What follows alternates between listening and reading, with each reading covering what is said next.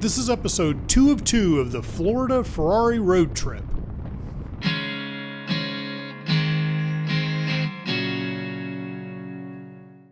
The next morning, I got up early, rolled the top back on the Ferrari, and just took a nice topless drive up A1A along the beach.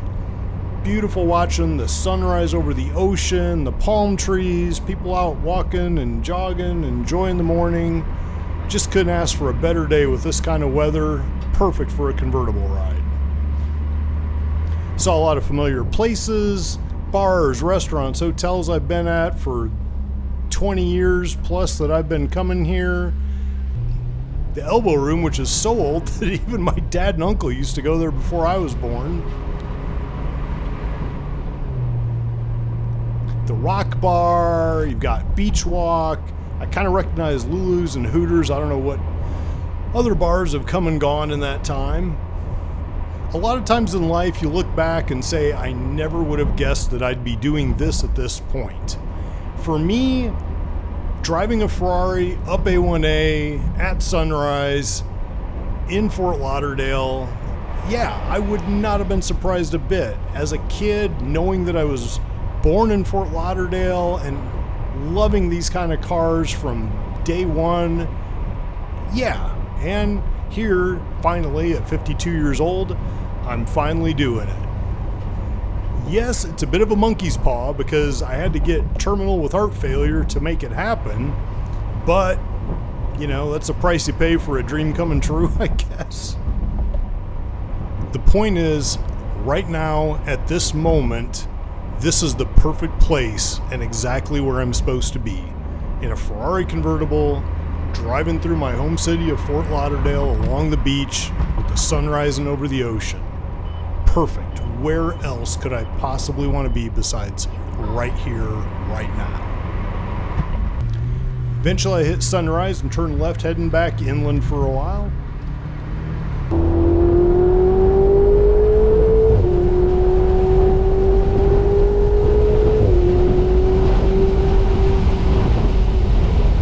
At some point I was even lucky enough to find a tunnel that served as a perfect amplifier to the beautiful symphony echoing from the turboed V8 right behind me.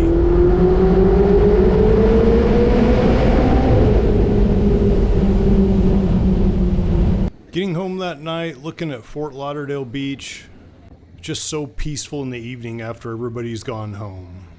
Listening to the sound of the waves. Sun starts to disappear over the horizon. The sea breeze gently blowing the worries away. The palms of the trees above gently swaying in the sea breeze as well.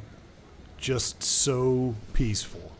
As I sit out here, I actually find kind of a new heightened awareness of acceptance, of knowing that this is very likely the last trip to Fort Lauderdale for me, knowing that I probably won't make it back because of the health, and being at peace with that and thankful that I had as many adventures as I did down here, including this trip. And once you can kind of accept what you can't control, there really is a peace that comes with it, and it lets me just be happy in the moment. I love this salt and pepper shaker. So you turn one way for salt and the other way for pepper in the same deal. Brilliant. I go over to a Michelangelo Sistine Chapel exhibition. There's the Prophet Daniel. Of course, I was a saint. Being able to see this beautiful art in a display like this where they're blown up right in front of me is really kind of cool because I'll never make it over to the Sistine Chapel. So being able to see things like David and Goliath or some of the creationism, like creation of man, the creation of Eve talking Adam into taking the apple and getting banned from the garden, the separation of light and dark. On the way back, I grab lunch at Lulu's Bait Shack. Then I go over to the Wrecked Bar, which is in the old Yankee Clipper, just close to my hotel. And the Wrecked Bar, I think, was in some movie with De Niro and Robin Williams, maybe. But it's a cool bar because the pool for the hotel is also a mermaid tank. So guests that are in the pool may not realize people can see their bottom half through this. but every night they have a mermaid show. So that's kind of why I went over, grabbed dinner, and just watched the mermaid show because I didn't get to see it. But these mermaids clearly look a lot better than the ugly one that was in the tank when I was here last time many years ago after a few too many whiskeys. But it's just very Florida. It's something sort of charming, kind of cool to see that you don't get to experience very often. The next morning, again, this might be my last sunrise over Fort Lauderdale I get to see, but sun's starting to burn through the clouds. Beautiful, calm morning. I want to get out there and enjoy the day. So I signed up for a yoga class at sunrise on the beach through the hotel. Namaste, as they say. Yeah, I was never a big yoga guy in the old days, but I got to admit, it's good for me. Especially at the end of the practice, just laying there looking up at the clouds and the blue sky and the sun. Couldn't ask for a better calming way to start my last day here. Had to get out into the ocean for one more swim at Lauderdale Beach. The water was just a little bit cool. Perfect though. Sun shining. Couldn't ask for better weather. Salt water feels awesome until of course you end up with it up your nose. Eventually make my way back up onto the beach, onto the deck chair, and let the sun burn off the salt water. And of course, Amazon has to ruin the beautiful scenery with a giant advertisement because they clearly don't make enough money as it is. The life of a beach bird. And then I'd make my way down to the Elbow Room. Classic Fort Lauderdale place. It's got a little stage up here with some cool signs. Just a great environment. It's always busy here, and it's such a diverse bunch of people, right? You've got everything from the Captain America look. You've got the band crammed on their little stage making music. It's always a very 80s music, which honestly I love. And that's part of the charm of this place too, is the nostalgia of it. It's hard to imagine my dad and uncle used to party here like 50 plus years ago.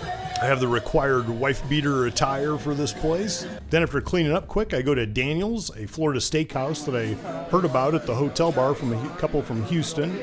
They have extremely expensive caviar, which I chose not to get. Food was absolutely incredible. Service was amazing. Everybody was very friendly and attentive. The Wagyu steak was amazing. So was the crab cake. Just a great dinner experience. Then back to the hotel, looking out over the ocean one last evening. Just again, finding that acceptance and peace with everything. Enjoying looking up at the palm tree under the night sky. Just very soothing.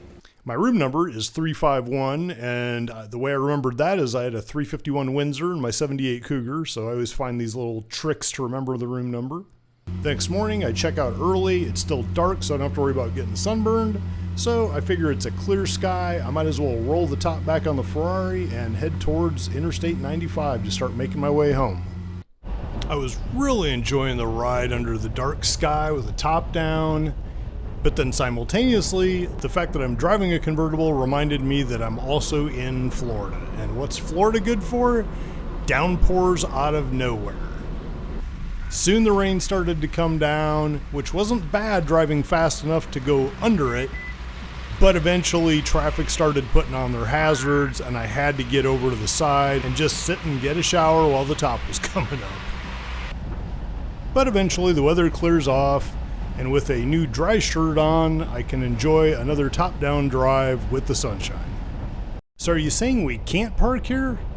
No, it's not as comfortable as the Cadillac, but I'm pretty impressed with how comfortable it is for being such a high-performance car. Soon I'm cruising through Tallahassee. Before long, I've exited the Sunshine State. I am back in Alabama and entering the Mobile Tunnel for some acoustic bliss.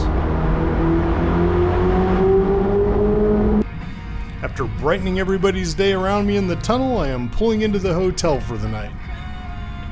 Can see the car parked safely from the elevator going up to my room. Another delicious dinner at the Royal Scam that night. Left early the next morning, eventually hitting rain, but at least the top was up this time. Did a fuel stop at Buc-ee's. This place is just amazing. For people that have never seen it, you hardly wouldn't believe it, but huge store, this cool truck full of little beaver toys, all really good food, surprisingly, for a gas station. Treats, they've got sandwiches, they've got tons of beef jerky and sausage. So I had to grab my brisket sandwich, the fried apple pie, and a Dr. Pepper like a good Texan. Nope, Ferrari probably is not going to hire me to be their spokesperson, but maybe Bucky's will. Gotta admit, the car does look pretty good with the raindrops beating up. Since this car actually cost more than my house, I guess I'll use the same manners I do in my house and take the shoes off when I come in the door. More comfortable to drive in socks anyway. Just 2 hours from home, I get a big fucking rock that hits the windshield and chips it. After being so careful, I was just crushed, but what do you do? So, fortunately, the local Ferrari dealer is happy to put a new shield in for a mere $5,000. Despite the chip, it was a great road trip, and the car is finally back home safe and sound. Looks better on my couch anyway. If you haven't done so, please click the link below to subscribe, click the bell for notifications, and let's live for today.